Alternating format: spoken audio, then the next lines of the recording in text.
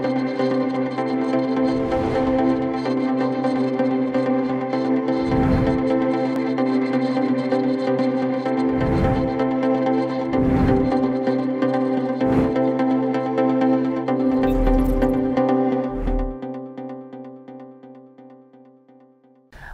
to EyE on You. The accounting profession plays a crucial role in assuring the integrity of financial information, and it is fundamental to the business and financial market operation of Hong Kong. The PRC government reiterated that Hong Kong's role as an international asset management and risk management center will be strengthened. Moreover, ever since the HKICPA agreement was implemented, Hong Kong's accounting services have benefited from a range of policies, such as the Hong Kong accounting service providers can cover the mainland China market if they can meet certain criteria. Yes, proximity to fast-growing economies like mainland China and Asian countries, and Hong Kong's use of international accounting practice attract global accountancy firms to set up in the city. Inevitably, there are also lots of opportunity in Hong Kong's sound regulatory framework, which uphold the expertise and ethics of accounting professionals, maintaining the status of Hong Kong as an international financial and business center. In 2018, the government proposed amendments to the Financial Reporting Council Ordinance, transferring the powers to regulate auditors of public interest entity from Hong Kong ICPA to the Financial Reporting Council. This marks the beginning of having an independent regulatory body for accounting profession, aligning our practice with other major economic and trade partners such as the mainland, UK, US, Singapore, and Australia. The government is now proposing to expand the powers currently vested with the FRC, including inspection, investigations, and discipline of PIE auditors to cover all auditors. Today, it is our pleasure to invite Mr. Anthony Wu to talk about the latest proposal regarding the FRC and the development of accounting industry. Mr. Wu, who is a former managing partner of Ernst & Young, China's business in 1996. He became chairman in 2000. In 2010, Wu was elected chairman of the Hong Kong General Chambers of Commerce. Mr. Wu is also a standing committee member of the Chinese People's Political Consultative Conference National Committee of the People's Republic of China. Welcome, Anthony. Thank you. What are the functions of HKICPA and FRC? Why do we need the reform now? HKICPA is with the Hong Kong Institute of Certified Public Accountants, and FRC is the Financial Reporting Council. But if we look back at the history of the accounting profession, in the past, it's really the accounting profession. We sort of set out the rules, the auditing standards, accounting standards, and we have our own investigation power, disciplinary, and whatever. But in the year 2000, if you remember, that major audit failure of Enron really triggered off the whole world to think again, oh, should we be having some independent body to look at the accounting profession? And hence the setting up of the PCAOB in America, which is really an independent body looking at the accounting profession to look at the conduct of the audit, the various professional issues. And UK follows suit, and a lot of the other countries do that. And Hong Kong started doing it a few years ago. At the moment, the function of FRC is just to look at what we call the public interest entities, meaning its companies. But as we all know, the government is thinking of really transferring quite a bit of power from the Hong Kong ICPA to FRC. Really is a world trend. And secondly, I think would be better for the investors, stakeholders to see, oh, at least I have an independent body looking after or the accounting profession. I think this is really the history. But one of the major concerns is, at the moment, HKICPA training, issuing license, examination, investigation, disciplinary. But now, with transferring all this to FRC, what is HKICPA going to do? Yeah. So I think that is a question mark in everybody's mind. And if I look at the government's paper, they are just going to be looking at accounting standards, education, auditing standards, and various things. and leave the other part, really the regulatory part, to FRC. So quite a major change. So moving the regulatory the powers to the FRC, that we can understand. Then why we have to put the trainings and the training and maybe the licensing together with the the training was still with FRC. The training is still with the ICPA, okay. But it's the licensing, which is I think everybody is questioning, and a lot of the accountants are now wondering. Now, okay, I go and take the exam. If the HKICPA I pass, so I get a license, so I can call myself an accountant. So I pay a fee to HKICPA. But if I want to practice, the practicing certificates is not issued, or it's going to be issued by FRC. So I have to apply for another license from FRC and do have to pay again. At the moment, of course, you have to pay two fees. One is a fee that you call yourself as an accountant. And secondly, I think you pay about $8,000 a year to get a practicing certificate. But in the past, this function will be split. Membership, HKICPA, practicing certificate, the other side. So I think really it's really world trend. Is we want a powerful, independent body to regulate the accounting profession. And I think this is what everybody is looking at. And Hong Kong being a major financial center, we do want our stakeholders to have confidence in our financial reporting. Right. What are the other benefits that the reform will bring, in your opinion? And is it going to reduce compliance burden and costs? You have asked a very difficult question. Now, if I look at the principle, it is right. We are moving towards independent regulators looking at the accounting profession, auditing, accounting together, which the direction is absolutely right. But if I look at it from the accounting profession, they would be a bit worried. Why am I getting some non-accountants to look at me? Do they understand me? Or if they have not done any auditing before, how do they know what I've done?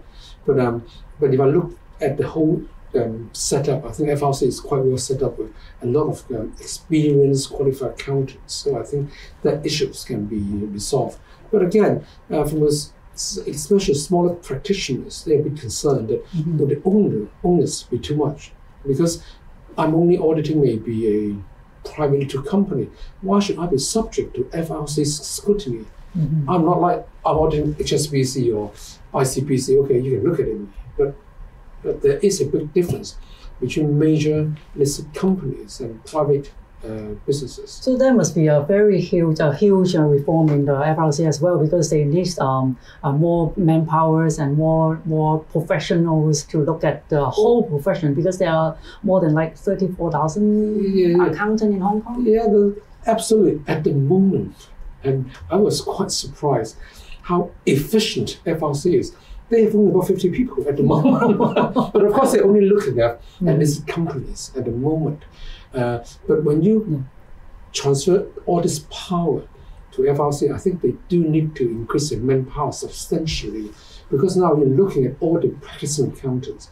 You're not only looking at listed companies, you're looking at the non-listed companies. You're looking at big accounting firms, the big four, then you look at the medium-sized firms, and you will also be looking at the smaller sized firms. So, the onus is quite high. And also, investigation, disciplinary audits would take time. But I do hope that this actually would help the whole streamline the whole process. Because I think you heard in other professions, like the medical profession, a complaint. From the time you complain, by the time the hearing is done, it may be 10, 12 years.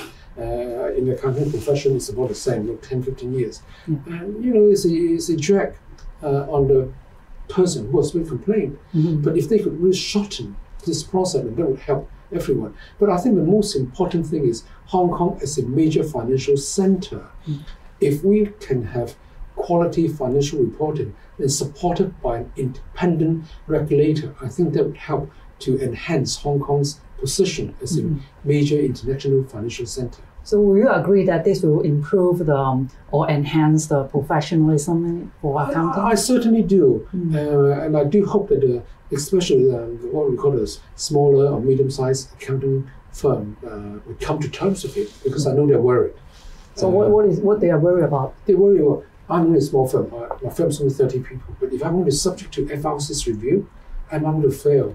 I'm going to penalize, and it's my license to be taken away. But again, if you look at the government's paper, all this, what we call the penalties that the Hong Kong ICPAs can impose, is exactly the same as FRC, no more.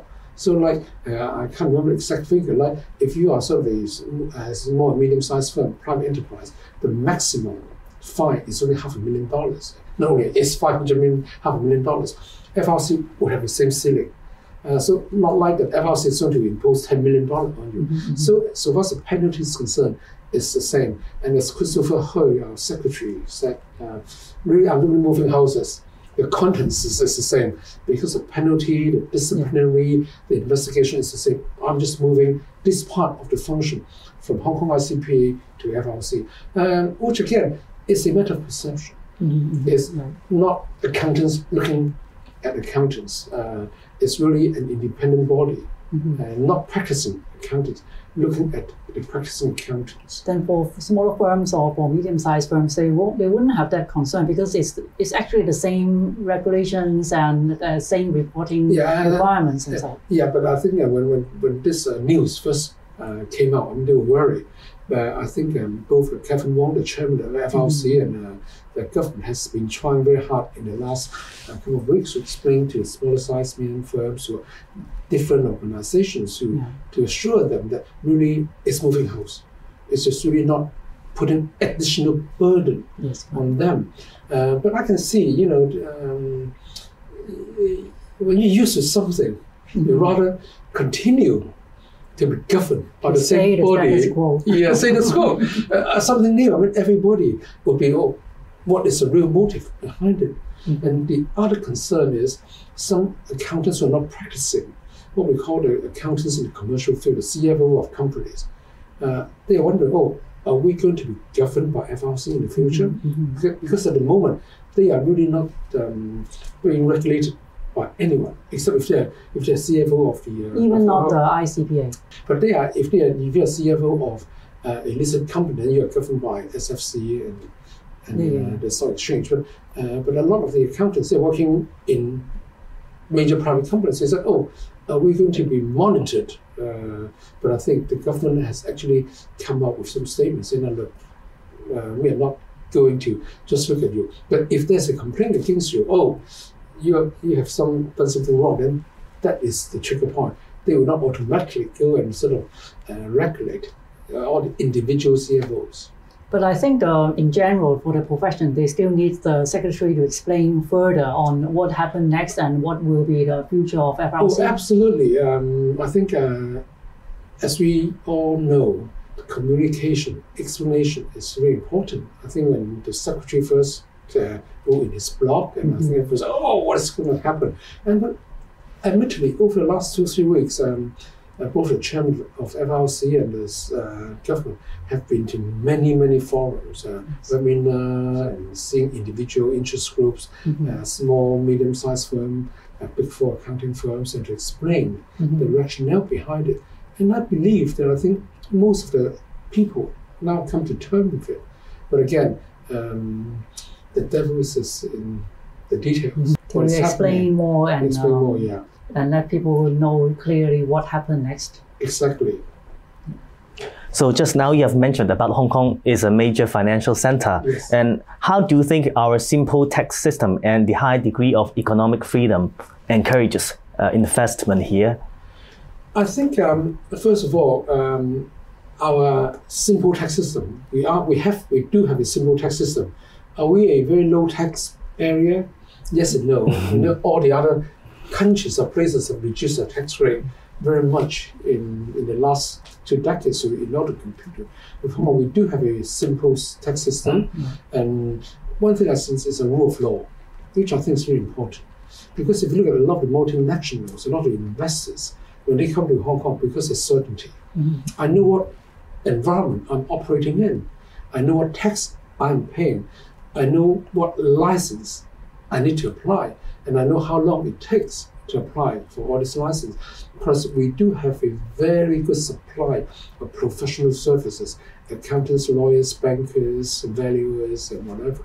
So I think people, to me, in order to continue our being the major international financial center, what Hong Kong should do is we have to consolidate of what we have, meaning the rule of law and all this, attract the right people, ensure that the profession is being properly grown and monitored. It's really attracting talent. Human capital, to me, is the most important thing these days. Everybody, every country, every company is competing for human capital. Right. And how can we attract them? Hong Kong is a very attractive place, but honestly, what happened in 2019 did stop a lot of people coming to Hong Kong. And I knew, I had a lot of experiences because I deal with a lot of international companies and investors and investment funds. And then when they saw what happened in Hong Kong in the latter part of 2019, they said, there are many confidence. Yeah, there are many places to make money. I don't need to risk anything coming to Hong Kong. So I think that with the security law and for this, and I think that Hong Kong is now returning to be a very stable city that we can now actually look forward to rebuilding it, regain confidence and attract more people to come. But honestly, I had a major investment fund, I knew of a major investment who actually had offered 2 top jobs, one American, one Singaporean, all going to start in the beginning of last year. High salary, bonus, everything. But they said no, after seeing what Hong Kong went through. But you know, that's the problem we're facing. Like, you're a lawyer. You love to go to an area that you can do your best and excel yourself, but you need a politically certain safe place to do. And I remember back in the old days when I was an accountant at EyE, and we did a survey of the top 500 companies and said, now, when you consider to invest in a country or place, what is your top 20 priorities? 99% said political stability. Yeah. That means I feel safe. Yeah.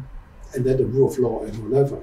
So I think now that we have national security law and a lot of other things, I do hope we can return to normal and attract more people to come to Hong Kong. Yeah, talking about attracting talents, how would you say that what is the future for accounting in Hong Kong as a profession? Or will you will you say it's a good profession for young people to start with? The accounting profession is always a good training ground for young people, because at a very young age of your career, you're exposed to many different companies, and then you'll be exposed to senior executive, but you go auditing and whatever.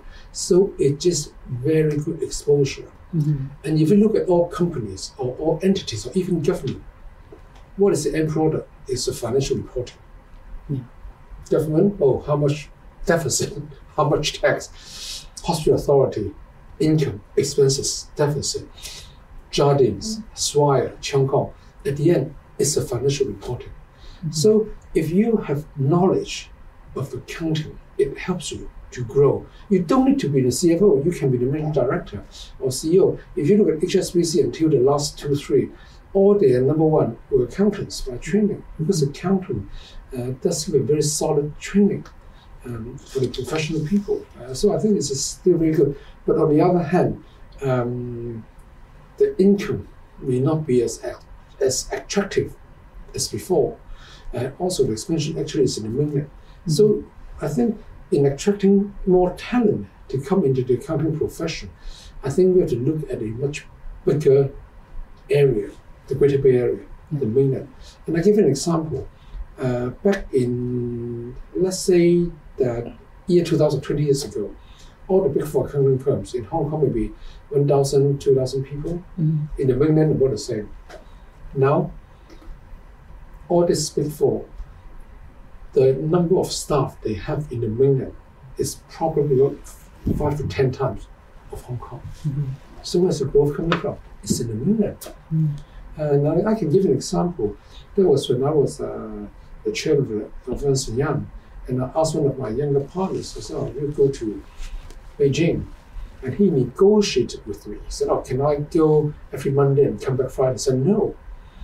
He said, oh, I pay for myself. I said, no. He said, oh. So I go Sunday night, I come back Saturday night. I said, no. I said, I want to integrate into the community. And I think this is really good potential for you, a good training ground for you. So we negotiated. I wanted him to go for 5 years. At the end, I settled for 3 years. So reluctantly, he went. He doesn't want to come back anymore. So whenever I go to Beijing, he said, oh, Mr. Wu, I'm glad I listened to you. The world is much bigger here. And I think what we need to do is to let the younger people see what opportunities are available in the mainland. Plenty. And not just Greater Bay Area, Beijing, Chengdu, whatever. Plenty. And then if I look at a lot of these opportunities in the mainland, it's like the early 70s in Hong Kong, plenty of opportunities. So it's really how to urge the young people that, hey, we have a very big economy behind us. And as I said, China is the second largest economy in the world, and we are right at the doorstep. And if we don't get on to this economic express, what are we doing? Every company or people in other parts of the world try to get into the China economy, and we are here. So, Anthony, what are the important qualities necessary for accounting careers? I think, first of all, you don't need to be a rocket scientist. Average intelligence like me is okay. I think it's an analytical mind and have a skepticism to see, oh, let's say if you're doing an audit, you just have to think of, oh, is there something wrong? If you look at a big industry and whatever. And I quote an example, there was this major audit fraud cases back many years ago before I actually went to profession in America. One of the insurance companies, the profits rocketed up every year. And at the end, we found out all this were fake. And only the auditor had been able to look at the insurance policies that the company wrote, actually more than the whole population of America. Impossible. How can one company write policies for few times the American population? So these are the skepticism, the analytical mind that you do need to have. And I think it's really the perseverance, the determination, and very hardworking. And, accountants, to be honest, almost no work-life balance. Because especially during busy season, when you have to report your results within X number of months, or when you're doing IPO and M&A, really, I mean, every minute is money. And the pressure is high, but the satisfaction is also very high. I think pressure is one of the things professional needs to deal with. Yeah. Same as for the lawyers. Yeah, and also you need to go to court tomorrow and you just do it. Yeah. Still. Because I went through many of these major acquisitions or IPOs. If you deliver one day, the company may lose $10-20 million interest. So you just work 24 hours trying to get a deal done. And I remember when I was young, when I first came, that was after coming back to Hong Kong for a few years, that was I think in 1985, when I did a major acquisition, and we need to do this within a week. Major acquisition and restructuring. Otherwise, the bank is going to call you liquidator. And I remember I worked like 18-20 hours a day, and then go back home and take a shower and take a quick nap and remember to work. And after a week, when the whole deal was done, I mean, the satisfaction that you had was not money or anything can measure.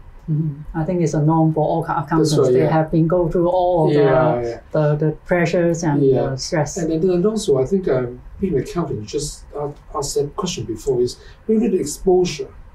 Because especially now with the opening of the China market in the mainland, Greater Bay Area, you get to go to Beijing, Chengdu, and whatever. You see all sort of different things, and which actually help you grow in your career, because you have met so many people, you've been to so many places.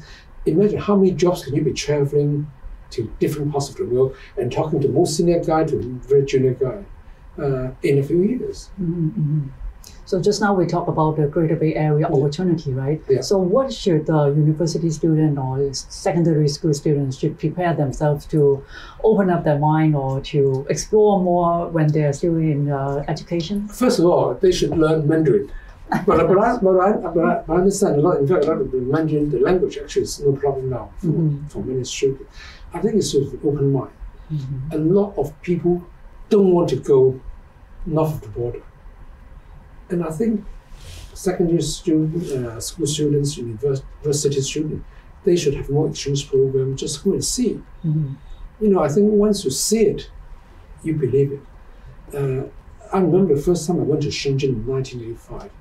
Shenzhen and Hong Kong are two different places. But now, what's the difference? No difference. They have bigger buildings. They have a lot more green in the city, and the highway, everything. So, you know, the mainland cities have grown very, very fast.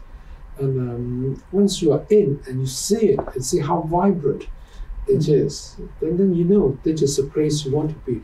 And I remember, again, back in my accounting days, I could see a few of the major companies, they actually held a board meeting, the international board meeting in Beijing or Shanghai. And the chairman said, I want the whole board to come. Let them feel the vibrance, the potential of China, so the board can make a very easy decision when they are considering investing in China. Right. I think for university students, especially, they can have they can join more like exchange programs. Plenty when they are still in university. And I think one of the problems with maybe I may be biased, but when we were young, well, yes, you were young. When we were young, we love to go to various places, even for a week's exchange in Japan, whatever. But now it looks like a lot of students don't even want to get outside of Hong Kong. And when I do a lot of sharing at universities, I said, we have to get rid of this island culture. We always feel, we are in a very sought after island. We have everything here. Yes, we do have everything here, but we're too small. Look at the world. The world is a lot bigger.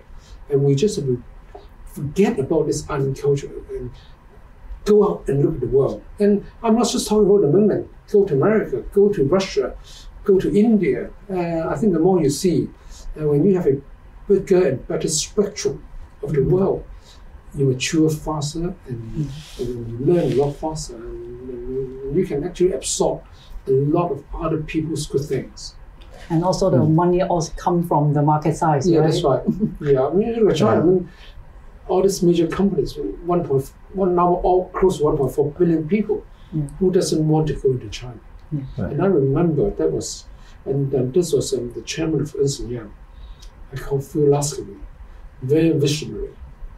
He said, that was 20 years ago.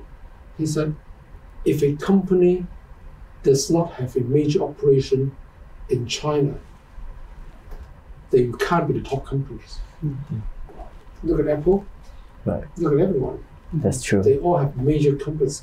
And all this, now we're talking about biomedicine, all these pharmaceutical companies, they are all eyeing on China because the market is so huge, 1.4 billion people.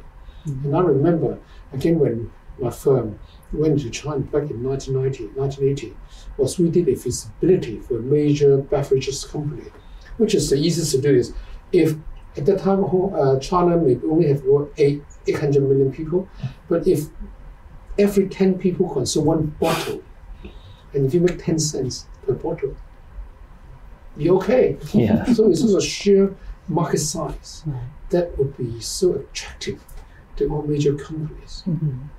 Just now you've mentioned about the vibrance and potential in mainland China. But for Hong Kong people, especially for the youngsters, whenever they think about going to work in China, mainland China, they will think about the salary level over there is very low. Do you think that it is really that low over there? No. If I give you an example, accountant. Oh. Back in 2020, back in the year 2000, a graduate from a university, going to Big Four, probably earned 12,000 Hong Kong dollars. In those days in Beijing, from Tsinghua, from Fudan, or from Beida, maybe earning 800 RMB a month. Now, the same in RMB. Oh. So when the salary is higher in the mainland, because the market is bigger. Wow. So maybe I may be talking of the accounting profession, but I'm sure if you're good, you can get the market price. And market price now for talent is very high. If you look at investment bankers, which is one of the top earners in the financial market, I'm sure the head of Morgan Stanley or Goldman Sachs in the mainland China will not be lower than his counterpart in Hong Kong or Singapore, because the market is bigger.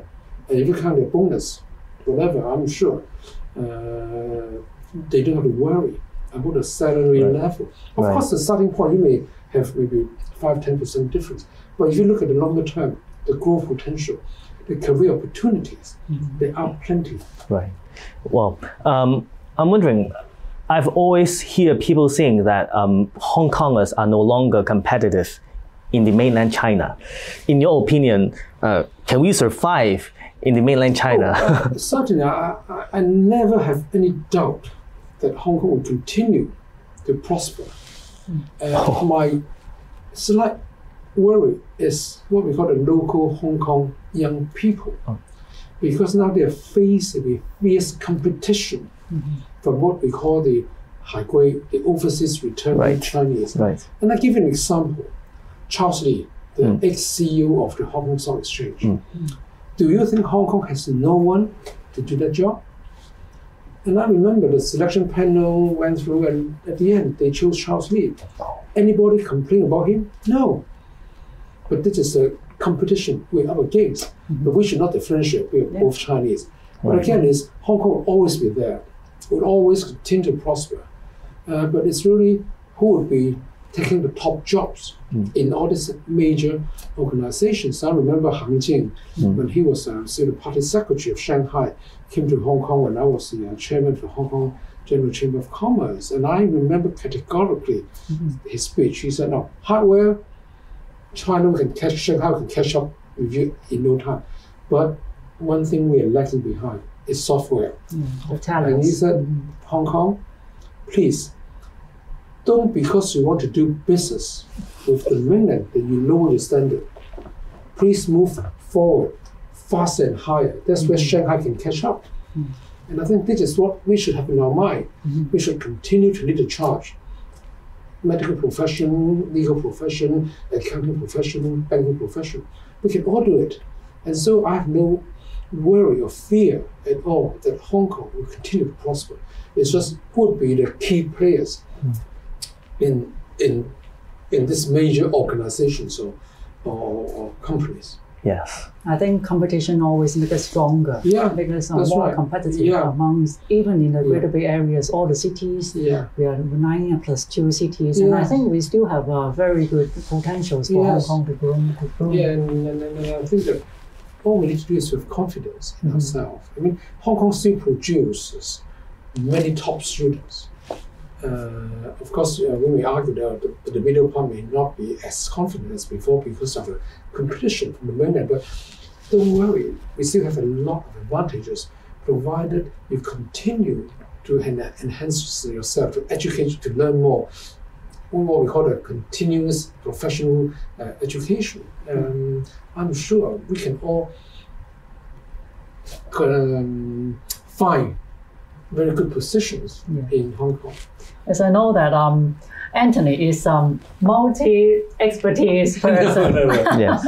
Because he is the director of the Sunrise Diagnostic Center and former hospital authority chairperson.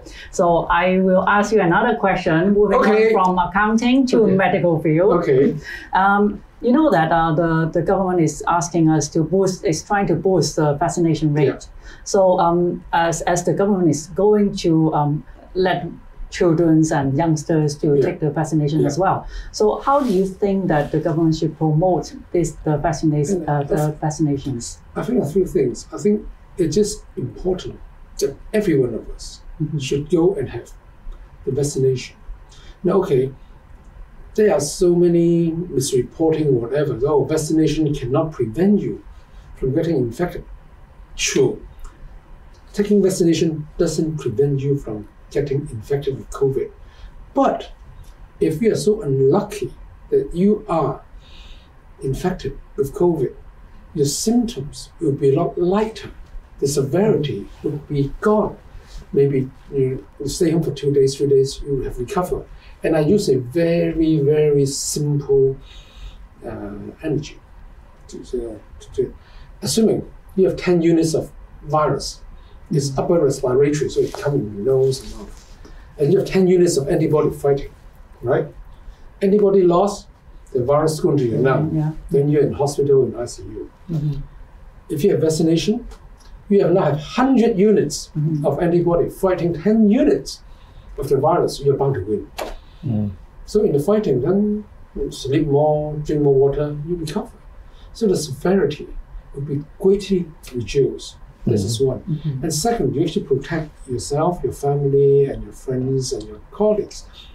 And thirdly, I mean, we need to reopen. And if you look at everywhere in the world, we're talking of what we call immunity passport, and that vaccination is fundamental. So I think if we want to return to normal life, we should get vaccinated. And okay, we talk about all these side effects and whatever, but I think a lot of them, and I think the government may need to be more precise in reporting about the side effects, because you read in the news 22 people after vaccination were sent to hospital. Can we be more precise? 22 people got sent to hospital, but 21 were discharged within 2 hours. Another one was discharged within 5 hours, one stay overnight. So let people's worry lower people's worry. But this hasn't been reported by the news and by the media. But apparently the government has put this up, and it hasn't been reported. And also, if you look at the death rate, which is actually not high, when you compare to other parts of the world, if you look at the US data, in fact, the death rate is very, very low. And all vaccination does have side effects. And the side effect, BioNTech or Sinovac, I think they're very, very light. And I have many friends, some over 65 years old, 85 years old, some younger one. I mean, they've all done it, and I think they all feel much happier. They say, at least I feel safe going out. Right. So advice, just go and do it. I think this is good for yourself, good for your family, good for your friend, good for the Hong Kong, and good for the world. And as a good citizen. So maybe you have better understanding or better experience on this. What will the young people who get COVID, what effect will they do, or do the harm to the lungs, or do the harm to the body, or young people who get the COVID? That can be quite bad. Because can you imagine when your lung is not fully developed, when you attack, then I think the long-term effect could be quite serious. And also, if your antibody losses and the virus went to your lung, I think it would be quite... It will be a permanent damage to your lung. Maybe.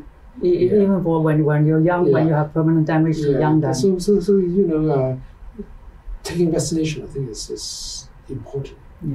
One of the ways to yes, we all want to reopen. Everyone. Right. So thank you, Anthony, for coming to the interview today. And we learned so much about the accounting industries and what is our future for accounting and what is the opportunity in the Greater Bay Area for our young people. Thank you very much for having me. Thank you.